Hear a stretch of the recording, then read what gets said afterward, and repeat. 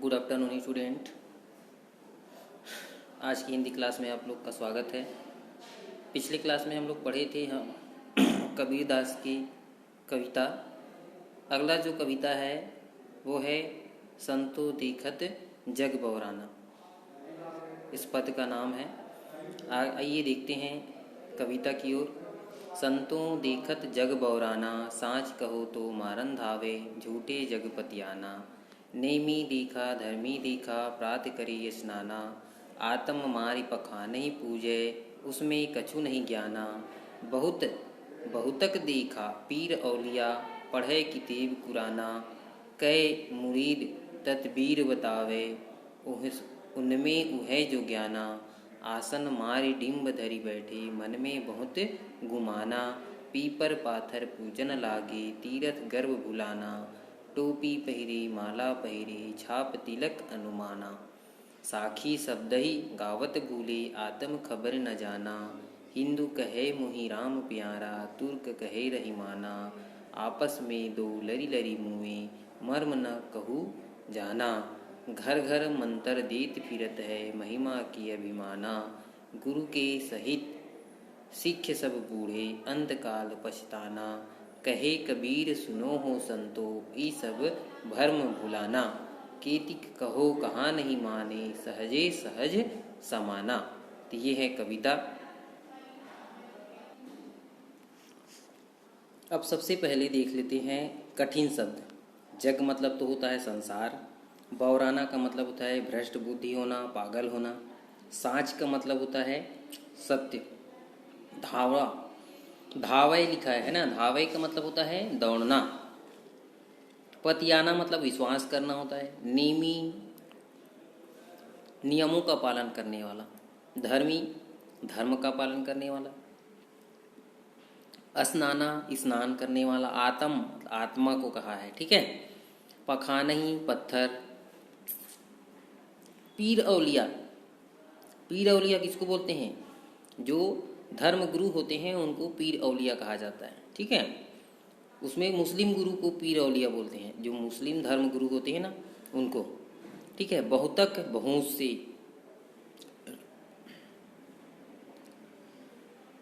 उसके बाद में है किताब। किताब मतलब होता है पुस्तक, किताब। मुरीद मतलब क्या होता है? शिष्य। मुरीद मतलब शिष्य होता है। तदबीर, तदबीर का मतलब होता है उपाय, ठीक है। डिम्ब धरी, दम करके, है ना, घमंड करके, आडंबर बोलते हैं उसको। डिम्ब मतलब होता है आडंबर, घमंड करना। गुमान मतलब होता है अहंकार। फिर है आसन मारी मतलब ध्यान मुद्रा में बैठना। पीपर मतलब होता है पीपल का वृक्ष। पाथर मतलब पत्थर। पहिरे पहनना होता है। छाप तिलक अनुमान अर्थात माथे में तिलक लगाना होता है। साखी, साखी का मतलब होता है साक्षी, है ना। अर्थात यहाँ पे कबीर के पद के रूप में कहा गया है। कबीर का जो पद है उसको साक्षी के रूप में कहा गया है, साखी माना गया है। शब्द ही मतलब होता है उसका मंत्र। गुरु शिष्य दीक्षा के अवसर पर जो दिया जाता है वो होता है शब्द ही। गावत मतलब होता है गाना। आत्म खबर आत्मज्ञान होता है। आत्म खबर मतलब आत्मज्ञान होता है। हिंदू कहे मोहि राम प्यारा, तुरक कहे रहीमाना। हिंदू जो है राम को, रहीम को मानता है, और मुस्लिम हिंदू राम को मानता है और मुस्लिम रहीम को मानता है। मर्म अर्थात रहस्य होता है, ठीक है।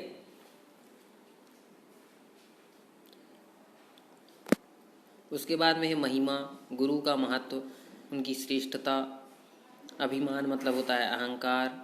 तो इस प्रकार से ये कठिन शब्द हैं।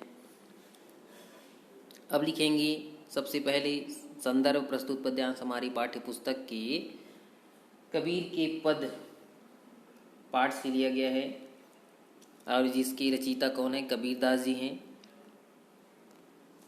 अब प्रसंग में क्या लिखेंगे? प्रसंग में लिखेंगे कि कबीर ने जो है क्या कहा है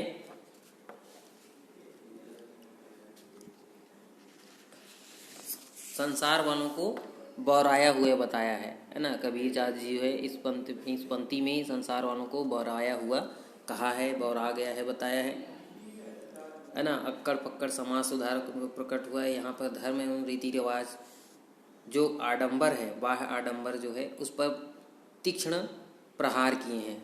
ठीक, आ जाते हैं व्याख्या की ओर। कबीरदास जी कहते हैं कि हे सज्जनों, देखो यह संसार क्या हो गया है, पागल हो गया है।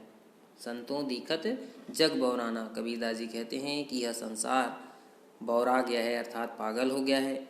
इनको सच कहो तो मारने दौड़ता है और झूठ बोलो तो उसको विश्वास कर लेता है। सच कहो तो मारने दौड़ता है और झूठ बोलो तो उस पर विश्वास कर लेता है। नेमी देखा धर्मी देखा प्रात करे स्नाना, मैं क्या दिखा, नियम का पालन करने वाले, धर्म के अनुसार अनुष्ठान करने वाले को देखा। बहुत से धर्म गुरुओं को मैंने देखा जिन्होंने क्या किया है, बहुत सारे किताब पढ़े हुए हैं।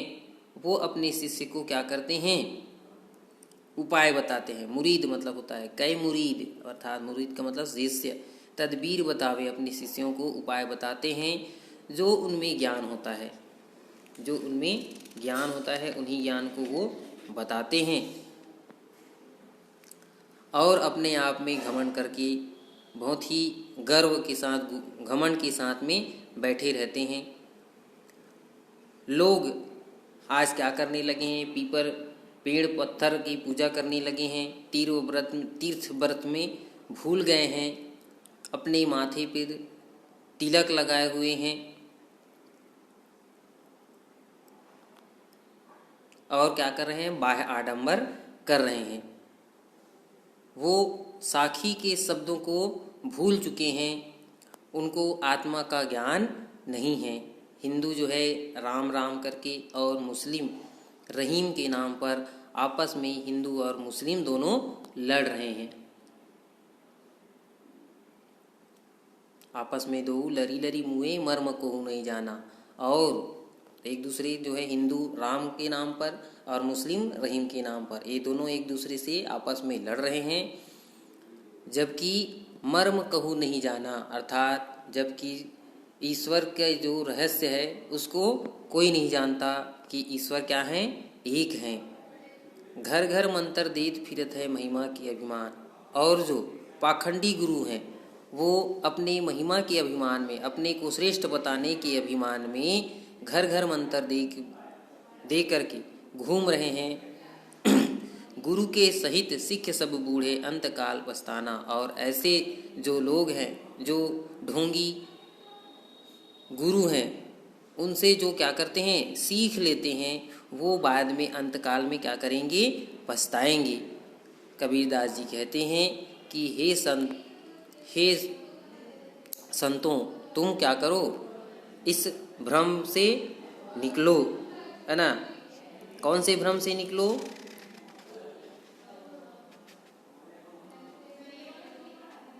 माया का जो भ्रम है ना, उनसे निकलो। केतिक कहा कहाँ नहीं माने, मैंने आपको कितना बार समझाया लेकिन मेरा कहना आप लोग नहीं माने। क्या कहना है, सच तो यही है कि ईश्वर सहज साधन से मिल सकता है, संत जन स्वाभाविक प्रेम से उसमें लीन हो सकते हैं। सहजे सहज समाना, कि ईश्वर जो है हमको सहज में ही प्राप्त हो जाते हैं। अब देखते हैं विशेष होगा। क्या लिखेंगे कि कबीर ने जो है बाहरी जो आडंबर है उस पर करारा प्रहार किया है। कबीर का फक्कड़पन दृष्टि गोचर होता है, फक्कड़पन दिखाई देता है। पीफर पाथर पूजन में क्या है, अनुप्रास अलंकार है ना। एक ही शब्दों की आवृत्ति बार बार जहाँ होती है अनुप्रास अलंकार होता है। उन्होंने पाखंडी धर्मगुरुओं को जमकर फटकार लगाई है। लरी लरी और घर घर में पुनरुक्ति प्रकाश अलंकार है। ठीक, तो इस प्रकार से ये हो गया आपकी व्याख्या कबीर की दृष्टि। हम देखते हैं प्रश्न उत्तर कुछ। कबीर की दृष्टि में ईश्वर एक है, इसके समर्थन में उन्होंने क्या क्या तर्क दिए। ईश्वर ने जो है उसके संबंध में बताया है कि पूरे संसार में एक ही पवन और एक ही जल है, संपूर्ण जगत एक ही ज्योति अर्थात परमात्मा से प्रकाशित है। तीसरा दिए हैं कि परमात्मा उस अग्नि के समान है जो लकड़ी में व्याप्त रहता है, और जिस प्रकार लकड़ी के काटने पर भी अग्नि नहीं कटती है, उसी प्रकार परमात्मा जो होता है वह कण कण में विद्यमान है। कुम्हार एक ही मिट्टी से बहुत सारे बर्तन बनाता है, जिस प्रकार बर्तन भिन्न भिन्न प्रकार के होते हैं, उसी प्रकार प्रभु भी एक ही हैं। वह विभिन्न प्रकार के मनुष्यों की रचना करता है। केवल अज्ञानी व्यक्ति ही भिन्न प्रकार के ईश्वर के रूपों का वर्णन करता है। मानव शरीर का निर्माण किन 5 तत्वों से हुआ है, आप सभी को पता है।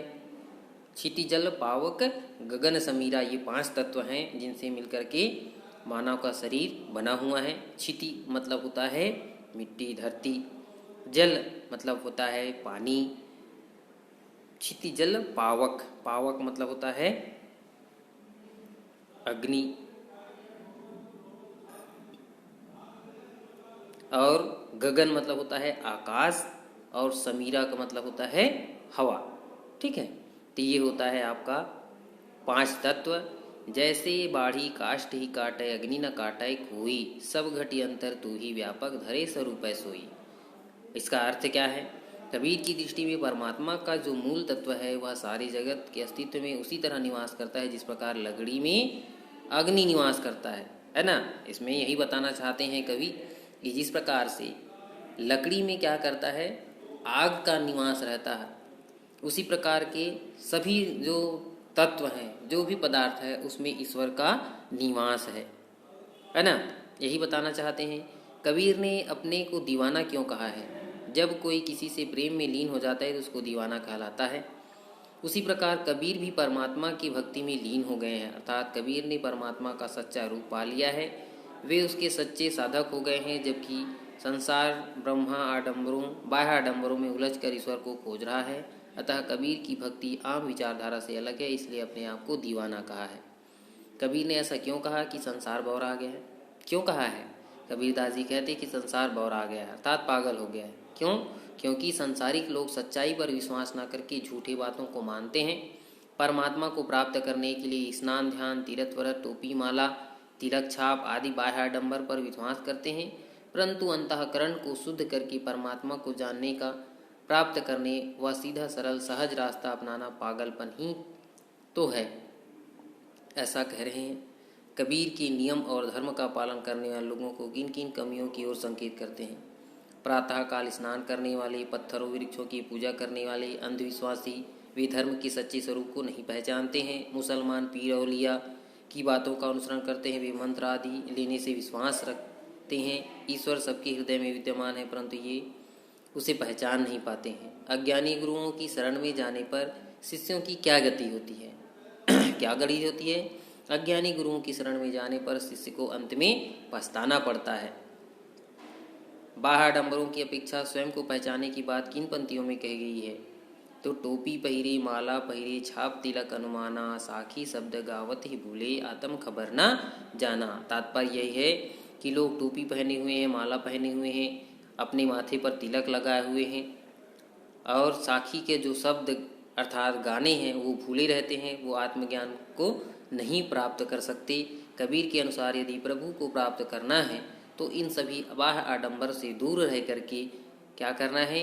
वही ईश्वर का वास्तविक स्वरूप है। आत्मज्ञान प्राप्त करना चाहिए, है ना।